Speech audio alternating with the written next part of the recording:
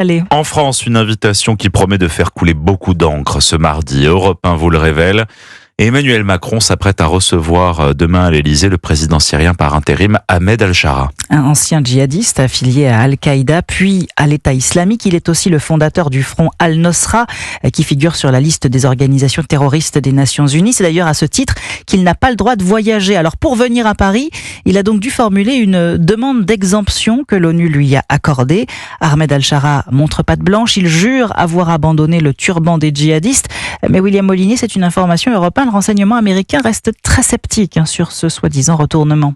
Damas n'est pas à la hauteur des attentes, notamment en termes de nomination à des postes clés de l'appareil sécuritaire syrien. Ils sont tous pratiquement occupés par des proches de l'ancien djihadiste.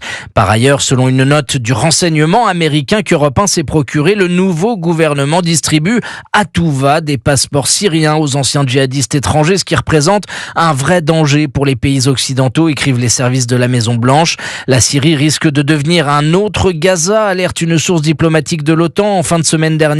Un bilan provisoire fait état d'une centaine de morts, majoritairement des Druzes, dans des violences confessionnelles qui s'ajoutent aux 1300 enfants, femmes et hommes tués en mars dernier, principalement des Alaouites. Le renseignement américain est convaincu que les minorités ne sont pas protégées, bien au contraire, elles subissent les mêmes horreurs, écrivent les analystes, que pendant l'âge prospère de l'État islamique.